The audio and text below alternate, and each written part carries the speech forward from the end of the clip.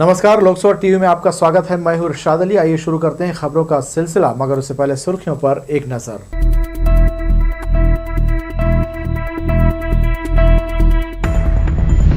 गोवर्धन पूजा पर हुए धार्मिक सामाजिक आयोजन, पौराणिक मान्यता का किया गया अनुसरण। मां काली और गौरा गौरी को दी गई विदाई, उत्साह से निकली विसर्जन यात्रा। बरतोरी में हत्या से सहमे लोग, डॉग स्क्वाड की मदद से पुलिस की टीम कर रही जांच। और मॉल के फूड प्लाजा में लगी आग, लोगों में अफरा तफरी, तत्परता से टली बड़ी घटना। ये थी सुर्खियां, अब खबरें विस्तार से। भगवान इंद्र के क्रोध से ब्रजवासियों को बचाने भगवान श्री कृष्ण ने गोवर्धन पर्वत उठा लिया था। उनकी शरण में आए ब्रजवासी पशु पक्षी सभी सुरक्षित हुए।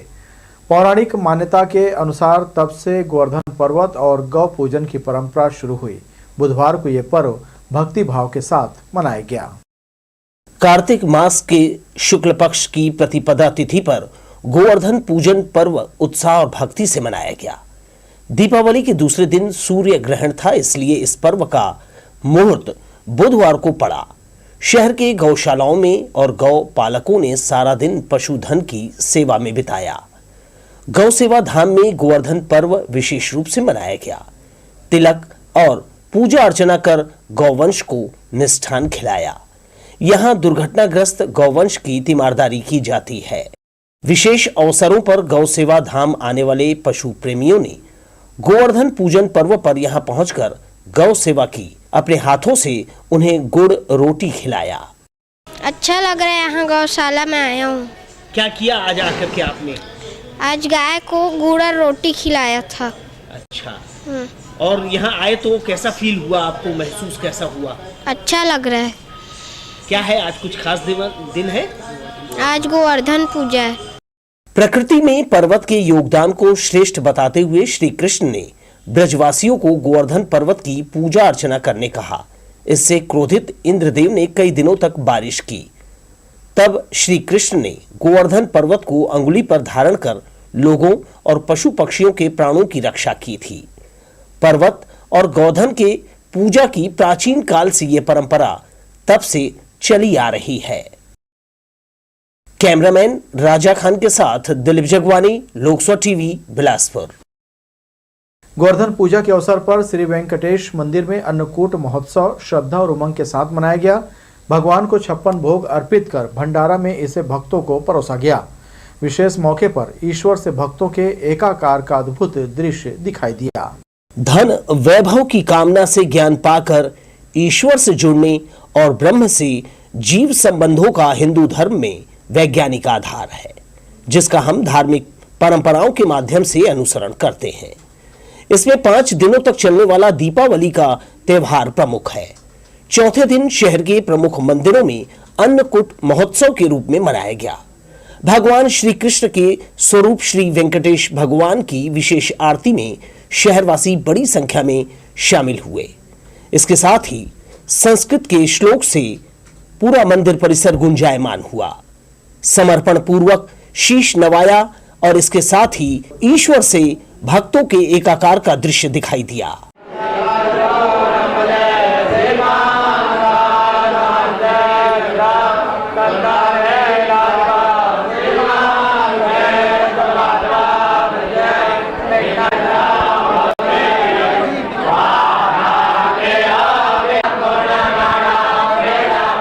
पौराणिक मान्यता के अनुसार 7 दिनों तक गोवर्धन पर्वत को अंगुली पर धारण करने वाले भगवान श्री कृष्ण के स्वास्थ्य लाभ की कामना कर ब्रजवासियों ने 56 प्रकार का भोग बनाया। तब से ये परंपरा चली आई है।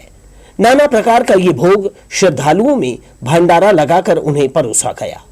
आचार्य कौशलेंद्र प्रपन्नाचार्य ने कहा, धनतेरस से यम द्वितीया यानी भाई दूज तक मनोकामना पूर्ति, विवेक, आत्मा का ज्ञान, स्वास्थ्य लाभ और ईश्वर से परस्पर जुड़ने का ये पर्व माध्यम है। सबसे पहला दिन जो है वह धन की पूजा, कुबेर की पूजा करते हैं कि धन आए। दूसरा दिन होता है नरक चतुर्दशी का। अब धन आ गया तो उसके लिए विवेक चाहिए, हम संसार की नश्वरता का हमको ज्ञान हो, इसलिए नरक चतुर्दशी। और उसके बाद दीपावली दीपावली ज्ञान का प्रकाश का पर्व है कि हमको यह ज्ञान हो कि हमको करना क्या है, हम किस लिए आए हैं, हमारी आत्मा में ज्ञान का प्रकाश हो। और उसके बाद आज प्रतिपदा अर्थात गोवर्धन पूजा। तो जब हमको यह ज्ञान हो जाएगा कि हम संसार में भगवान के चिंतन के लिए, भगवान के मनन के लिए आए हैं, तो आज फिर हम अन्नकूट मना रहे हैं। भगवान के साथ एकाकार का पर्व है यह। गोवर्धन पूजा अन्नकूट के उत्सव पर भक्तों ने मंदिर पहुंचकर भगवान के दर्शन किए और परिवार के कल्याण की कामना की। इसके साथ ही जगह जगह भंडारा लगाया गया, जहां सभी ने साथ में प्रसाद ग्रहण किया। कैमरामैन राजा खान के साथ दिलीप जगवानी, लोकसो टीवी, बिलासपुर। यादव समाज द्वारा श्री गोवर्धन पूजन समारोह बुधवार को बेलतरा विधानसभा क्षेत्र के ग्राम खैरा और मोपका में आयोजित किया गया। पूजा हवन के बाद संगोष्ठी और सम्मान समारोह के बाद कार्यक्रम संपन्न हो गया। अखिल भारतवर्षीय यादव महासभा के अध्यक्ष भुवनेश्वर यादव ने बताया कि यादव समाज बेलतरा विधानसभा द्वारा श्री गोवर्धन पूजन समारोह को आयोजन क्षेत्र में 2 जगहों पर किया गया। समारोह में बिलासपुर जिले भर से यादव समाज सपरिवार शामिल होकर आराध्य देव श्री कृष्ण और गोवर्धन पर्वत की पूजा अर्चना की। इस बीच धर्म, संस्कृति और समाज पर केंद्रित संगोष्ठी आयोजित की गई। इस मौके पर बड़े बुजुर्गों का सम्मान किया गया। क्षेत्र के पूरे समस्त यादव भाई वहाँ इकट्ठे हुए हैं और भगवान कृष्ण की विधिवत पूजा किए हैं। जिस समय भगवान श्री कृष्ण गोवर्धन पर्वत को उठाकर वो वहाँ ब्रजवासियों की जो रक्षा किए थे, उसी के याद में और सर्वशक्तिमान इंद्र जी जो द्वारा जो किया जा रहा था, उनको संगठन को बताते हुए, संगठन की एकता को, संगठन की मजबूती को बताते हुए उन्होंने दिखाया कि संगठित रहने से सब काम हो सकता है। और उसी के परिणाम स्वरूप गोवर्धन पहाड़ जैसे को मानव लोगों के साथ भगवान कृष्ण ने उठाया। छत्तीसगढ़ के आदिवासी समाज में गौरी गौरा पूजन का विशेष महत्व है। दीपावली की रात आराध्य देव गौरी गौरा की शादी का विशेष आयोजन किया गया। रात में बारात निकाली गई। विधि विधान से विवाह संपन्न होने के बाद रात भर खुशियां भी मनाई गई। दिवाली के दूसरे दिन इनका विधिवत विसर्जन कर दिया गया। गौरी गौरा यानी शंकर पार्वती की स्थापना कर रात में विवाह के बाद दूसरे दिन उनका विसर्जन कर दिया गया। विसर्जन यात्रा में छत्तीसगढ़ के पारंपरिक वाद्य यंत्र ढोलक मंजीरा को बजाते हुए जसगीत गाया जाता है। श्रद्धालुओं के मुताबिक गौरा गौरी की शादी करने पर समाज, घर, परिवार में समृद्धि आती है, विघ्न संकट दूर होते हैं।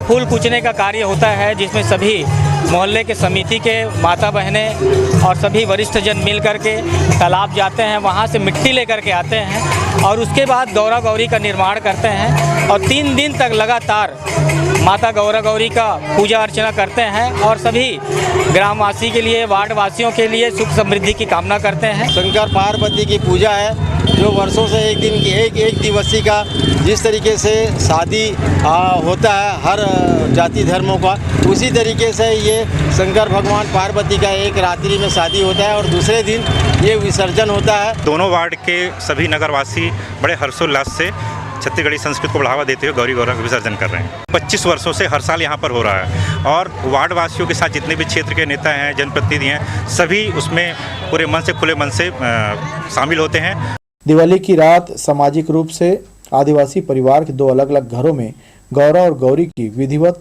शादी की रस्म पूरी की जाती है। गौरा और गौरी के घर पर मंडप भी लगाए जाते हैं। दोनों पक्ष की महिलाएं विवाह गीत गाती हैं। तेल हल्दी चढ़ाने से लेकर वो तमाम प्रक्रियाएं पूरी की जाती हैं जो आम शादी ब्याह के दौरान किए जाते हैं। दूसरे दिन सुबह बाजे गाजे के साथ प्रतिमाओं को स्थानीय तालाब, नदी में विसर्जित कर दिया जाता है। देवरी खुर्द के अलावा अन्य दूसरे स्थानों में भी इसी तरह का माहौल दिन भर देखा गया। लोकसो टीवी के लिए कैमरामैन सतीश साहू के साथ इरशाद अली, बिलासपुर। शक्ति की प्रतीक मां काली की पूजा अर्चना दीपावली की रात पूरे विधि विधान के साथ की गई। जगह जगह भक्तों ने उनकी स्थापना कर परंपरा अनुसार पूजा की। दूसरे दिन यानी अन्नकूट के दिन मां काली का विसर्जन किया जाता है, मगर इस बार दूसरे दिन अमावस्या होने के कारण श्रद्धालुओं ने मां काली का विसर्जन नहीं किया। अगले दिन यानी बुधवार को विसर्जन करने का सिलसिला चलता रहा। छठ घाट के किनारे विद्या विनोबा नगर दुर्गा उत्सव समिति द्वारा स्थापित मां काली को लाकर यहां विसर्जन किया गया। श्रद्धालुओं ने बताया, मां काली शक्ति स्वरूपा हैं। मां काली से देश में शांति और मंगल कामना की गई। सूर्य ग्रहण पड़ गया था, इसलिए एक दिन हम काली माई को और अपने प्रतिस्थापना करके रखे थे और आज उसका विधिवत यहाँ विसर्जन किए। ये पूजा वैसे देखा जाए तो सिर्फ एक दिन का ही रहता है, लेकिन जो बड़ी समितियां हैं जो सिर्फ काली पूजा करती हैं वो 3 दिवसीय पूजा करती है। क्योंकि हमारी समिति एक वर्ष में 5 अलग अलग पूजा करती है, दुर्गा पूजा, लक्ष्मी पूजा, काली पूजा, लक्ष्मी सरस्वती और शीतला पूजा, ये 5 पूजा करती है। इसका हम लोग 1 दिवसीय पूजा करते हैं काली घाट। 28 अक्टूबर को छठ घाट में अर्पा नदी की महाआरती के साथ छठ महापर्व का शुभारंभ हो जाएगा। 29 अक्टूबर को खरना, 30 को अस्त होते सूर्य और 31 अक्टूबर की सुबह उगते सूर्य को अर्घ देकर पूजा का समापन किया जाएगा। उत्तर भारतीयों के इस पर्व की तैयारी देश सहित छठ घाट तुरवा में भी युद्ध स्तर पर की जा रही है। उत्तर भारतीयों के छठ पर्व को अब लगभग हिंदू धर्म के सभी लोग मानने लगे हैं। समय के साथ इस पर्व की भव्यता बढ़ गई है। बिलासपुर के छठ घाट में भी इसका बड़ा आयोजन पिछले 22 वर्षों से किया जा रहा है। यहां महीने भर पहले से ही तैयारी शुरू कर दी जाती है। इस बार भी पाटलिपुत्र सांस्कृतिक विकास मंच के बैनर तले छठ पूजा आयोजन समिति द्वारा पूजा की तैयारियां की जा रही है। समय के साथ साथ श्रद्धालुओं की बढ़ती भीड़ के कारण यहां का घाट देश के सबसे लंबे घाट का रूप ले चुका है। साफ सफाई के साथ ही श्रद्धालुओं को किसी भी प्रकार की कोई दिक्कत न हो, इस बात का पूरा इंतजाम किया जाता है। 150 वॉलंटियर के अलावा जिला पुलिस और निगम प्रशासन के सहयोग से पूजा समिति तैयारियों को अंतिम रूप दे रही है। तैयारी लगभग 75% हो गई है। घाट के नीचे का सफाई हो गई, पानी खोल के हम लोग साफ कर चुके हैं। अब पार्किंग व्यवस्था में लगे हैं लोग। पार्किंग व्यवस्था में भी काम बचा हुआ है। नगर निगम से 2-3 दिन छुट्टी थी, इसलिए मशीनरी नहीं मिले हैं। उनसे आश्वासन मिला है कि 1-2 दिन के अंदर में सारा काम कर लेंगे। कोरोना के कारण स्थगित सारी गतिविधियां एक बार फिर से पहले की तरह शुरू हो गई है। अब की बार पहले से ज्यादा श्रद्धालु और दर्शकों के उमड़ने की संभावना है। इस बात को ध्यान में रखते हुए पार्किंग व्यवस्था पर ज्यादा जोर दिया जा रहा है। हमारे स्वयं के वॉलंटियर के 150 के आसपास रहते हैं। इस बार संभावना है ज़्यादा छठवती आएंगे और दर्शक भी बहुत ज़्यादा पिछले साल की अपेक्षा 1.5 गुना 2 गुना आएगी। इसके लिए हम लोग पार्किंग व्यवस्था को जो है थोड़ा सा बड़ा कर रहे हैं और यहाँ भी घाट की लंबाई बढ़ चुकी है, तो मेरे को लगता है किसी प्रकार की दिक्कत नहीं होनी चाहिए हमको। यह पूजा पर्व 28 अक्टूबर को अर्पा की महाआरती के साथ शुरू हो जाएगा, जो 31 अक्टूबर को उगते सूर्य को अर्घ देने के साथ समाप्त होगा। 28 अक्टूबर को अपना महाआरती है, शाम को 4:30 बजे का समय है उसका। उसके बाद में 29 तारीख को खरना है, 30 तारीख को संध्या अर्घ है और 31 सुबह का अर्घ होगा। इसी के साथ छठ पूजा समापन होगा।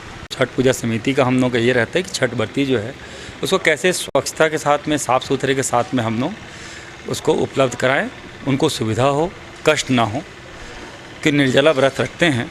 तो सबसे मेन तो ये रहता है। और अभी क्या है, पिछले बार अभी कोरोना ख़त्म हुआ है तो भीड़ बहुत बढ़ी हुई है। इस बार बहुत भीड़, हर चाहे दुर्गा पूजा हो, गणेश पूजा हो, सब जगह बढ़ा है। तो इसमें भी अनुमान है कि भीड़ जो है कम से कम 1.5 तो रहेगा ही रहेगा। छठ पूजा आयोजन समिति हर साल की तरह इस बार भी तैयारियों में कोई कसर नहीं रखना चाहती है।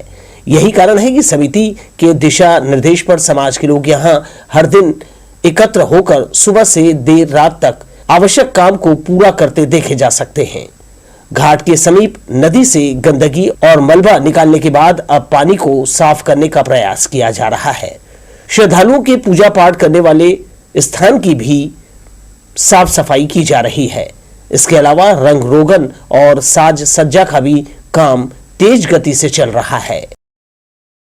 लोकसभा टीवी के लिए कैमरामैन सतीश साहू के साथ इरशाद अली की रिपोर्ट। जब कभी वीआईपी मूवमेंट होता है तब लोक निर्माण विभाग और नगर निगम को अपने सड़कों की याद आती है। छठ पर्व के मद्देनजर पीडब्ल्यूडी तोरवा चौक से लेकर राजकिशोर नगर चौक तक सड़क के गड्ढे भर रहा है। खराब और जर्जर हो चुकी सड़क पर डामर की परत चढ़ाई जा रही है। 28 तारीख से छठ महापर्व की शुरुआत है। 4 दिनों तक चलने वाले पर्व में हजारों की संख्या में श्रद्धालु छठ घाट पहुँचते हैं। तोरवा से लेकर राजकिशोर नगर तक की ये सड़क पिछले कई सालों से खराब है, जिसके कारण कई हादसे भी हुए, लेकिन संबंधित विभाग कभी भी इस ओर ध्यान नहीं दिया। अब जब नेताओं और अधिकारियों का इस मार्ग से आना जाना होना है, तब पीडब्ल्यूडी अपनी नाकामी को छुपाने सड़क को ठीक कराने में लगा हुआ है। दिवाली के मौके पर घरों की साफ सफाई के बाद उसे सजाने का सबसे बड़ा काम होता है। मां लक्ष्मी की पूजा के पहले घर के द्वार में रंगोली डालकर सजाया जाता है। पर्व के दौरान जगह जगह रंगोली के जरिए एक से बढ़कर एक आकर्षक डिजाइन वाले चित्र उकेरे गए। दीपावली पर माता लक्ष्मी के आगमन और उनके स्वागत के लिए सभी घरों में खूब सजावट की गई।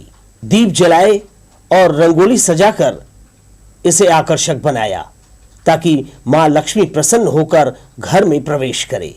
इसी आशा और कामना के साथ हर जगह रंगोली के जरिए लड़कियों और महिलाओं ने अपनी कलाकारी दिखाई।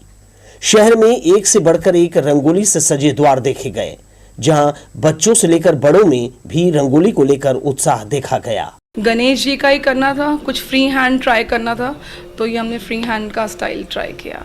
मेरी मम्मा मेरे साथ मेरी हेल्प करी है, तो ये हो गया। महालक्ष्मी की पूजा के बाद दीपावली की रात आकर्षक आतिशबाजी की गई।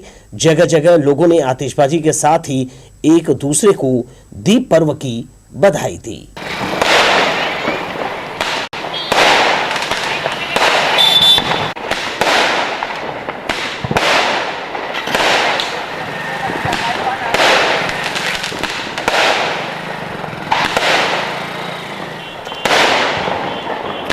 लोकस्वर टीवी के लिए कैमरामैन प्रदीप भोई के साथ इरशाद अली की रिपोर्ट।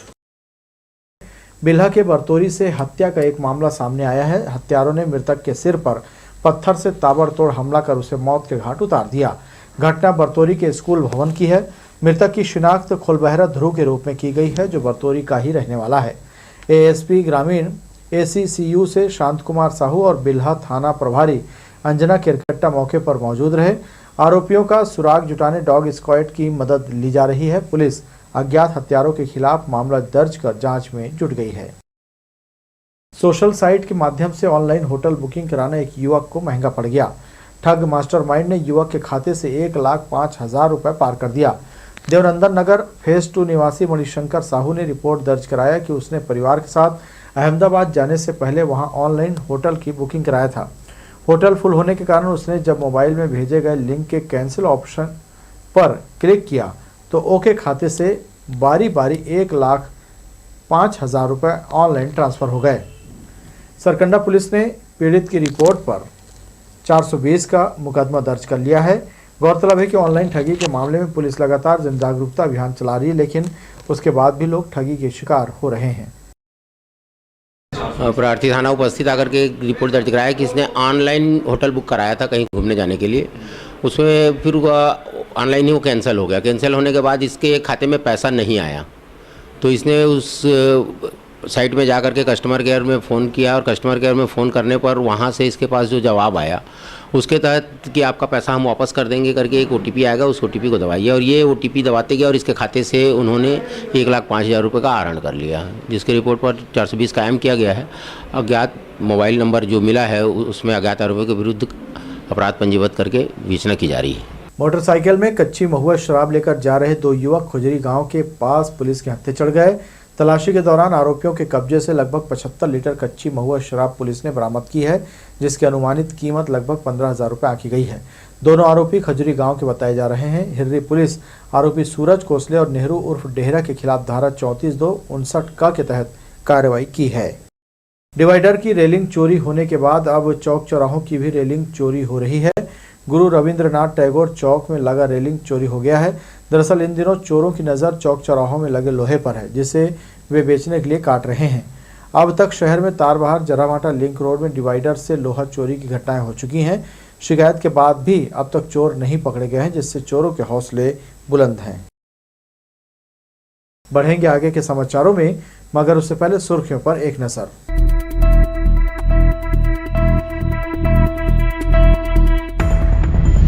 गोवर्धन पूजा पर हुए धार्मिक सामाजिक आयोजन, पौराणिक मान्यता का किया गया अनुसरण। मां काली और गौरा गौरी को दी गई विदाई, उत्साह से निकली विसर्जन यात्रा। बरतोरी में हत्या से सहमे लोग, डॉग स्क्वाड की मदद से पुलिस की टीम कर रही जांच। और मॉल के फूड प्लाजा में लगी आग, लोगों में अफरा तफरी, तत्परता से टली बड़ी घटना। दीपावली के दूसरे दिन यानी मंगलवार को श्रीकांत वर्मा मार्ग स्थित रामा मैग्नेटो मॉल के तीसरे माले में आग लग गई। फूड प्लाजा के किसी किचन से धुआं उठता देख मौजूद लोगों में अफरा तफरी मच गई। अपने परिवार के साथ घूमने आए लोग फुर्ती से दूसरे माले की ओर भागने लगे। एहतियातन सभी को बाहर निकाला गया। आग कहां और कैसे लगी इसकी तस्दीक करने मॉल प्रबंधन तत्काल अपने कर्मचारियों समेत मौके पर जा पहुंचा। घटना की वजह पता नहीं चल सकी। हालांकि मौके पर दमकल और पुलिस की टीम जरूर पहुंच गई थी और आग को काबू में पा लिया गया। सरकारी दफ्तरों में 3 दिनों से लगातार अवकाश है। खनिज विभाग के अधिकारी भी छुट्टी पर अपने गांव चले गए हैं और इधर रेत माफिया दयालबंद पुल से लेकर कोनी, सेंदरी, लोफंदी, लोखंडी समेत दूसरी जगहों पर रेत का अवैध उत्खनन कर अरपा का सीना छलनी कर रहे हैं। रेत ले जाने वाले वाहनों की संख्या पहले के मुकाबले और बढ़ गई है। सप्ताह पहले खनिज विभाग द्वारा वहां की गई कार्रवाई का असर जरा भी नहीं पड़ा। कारण चाहे जो भी हो, रेत माफिया अपने मंसूबों में सफल हो रहे हैं। अरपा नदी में कई महीनों से रेत का अवैध उत्खनन हो रहा है और पुल के दोनों तरफ डंप कर अवैध कारोबार किया जा रहा है। अचानकमर टाइगर रिजर्व 1 नवंबर से खुलेगा। इसके लिए भ्रमण मार्ग की मरम्मत का कार्य प्रबंधन ने शुरू कर दिया है। हालांकि टाइगर रिजर्व प्रबंधक 1 अक्टूबर से इसे खोलने की तैयारी में था, लेकिन बरसात के कारण ऐसा नहीं हो सका। मौसम साफ होने पर प्रबंधन ने तीनों भ्रमण मार्ग की मरम्मत शुरू करा दी है। ये काम 1 नवंबर से पहले पूरा हो जाएगा। अचानकमर टाइगर रिजर्व पर्यटकों की पहली पसंद है। यही वजह है कि प्रबंधन इसकी तैयारी युद्ध स्तर पर कर रहा है। 22वीं राज्य स्तरीय शालेय खेल प्रतियोगिता की तैयारियां की जा रही हैं। 27 अक्टूबर को प्रदेश के राजस्व और जिले के प्रभारी मंत्री जयसिंह अग्रवाल के मुख्य आतिथ्य और बिलासपुर सांसद अरुण साव की अध्यक्षता में उद्घाटन समारोह राजा रोगरासिंह स्टेडियम में होगा। जिला प्रशासन और शिक्षा विभाग इसका आयोजन करेगा। 3 दिनों तक चलने वाले इस आयोजन में राज्य भर से 1500 से ज्यादा खिलाड़ी यहां जुटेंगे। छत्तीसगढ़ के रेल यात्रियों की मुसीबतें कम नहीं हो रही हैं। पहले यात्री ट्रेनों के कैंसिल होने से परेशान थे, अब ट्रेनों की लेट लतीफ़ी के कारण यात्री हलाकान हो रहे हैं। स्थिति यह है कि फेस्टिव सीजन में भी ज़्यादातर ट्रेनें 3 से 8 घंटे देरी से चल रही हैं। ऐसे में सफ़र करने वाले यात्रियों की दिक्कतें बढ़ना लाजमी है। खास बात यह है कि छत्तीसगढ़ की सीमा में आने के बाद भी गाड़ियाँ लेट हो रही हैं। बिलासपुर रेलवे जोन रेल नादान के लिए सबसे बड़ी कमाई का जरिया है। यहाँ से सर्वाधिक मात्रा में कोयले का उत्पादन और परिवहन होता है। साथ ही बॉक्साइट, पत्थर सहित अन्य माल लदान का काम मालगाड़ियों से होता है। ऐसे में रेलवे अपनी कमाई के लिए बेधड़क मालगाड़ियाँ चला रही है। स्थिति यह है कि एक दिन में 175 से 200 की संख्या में मालगाड़ियाँ दौड़ रही हैं। इन दिनों रेलवे जनरल टिकट काउंटर के सामने लगे फर्श में नए पत्थर लगाने का काम कर रहा है, लेकिन इस काम के कारण यात्रियों को बड़ी दिक्कतें हो रही हैं। दरअसल जनरल टिकट काउंटर के पास टाइल्स बदला जा रहा है। यही वजह है कि जनरल टिकट के कुछ काउंटरों को बंद कर दिया गया है, जिसके कारण यात्रियों की भीड़ केवल 2 ही काउंटरों में लग रही है। बिलासपुर रेलवे स्टेशन में बुधवार को स्टेशन का नज़ारा कुछ और ही देखने को मिला। हर समय हजारों की संख्या में भीड़ रहने वाला बिलासपुर स्टेशन बुधवार को महज नाम मात्र के यात्री यहाँ दिखाई दिए। दरअसल इस दीपावली के चलते रोजाना अप डाउन करने वाले यात्रियों की संख्या अभी नहीं के बराबर है। यही वजह है कि स्टेशन में यात्रियों की चहल पहल काफ़ी कम नजर आई। वहीं ट्रेनों में यात्री भी कम दिखाई दिए। तो ये थी हमारी लोकसभा टीवी की तमाम खबरें। अगले बुलेटिन में आपसे फिर होगी मुलाकात। तब तक के लिए इरशाद को दीजिए इजाज़त। नमस्कार।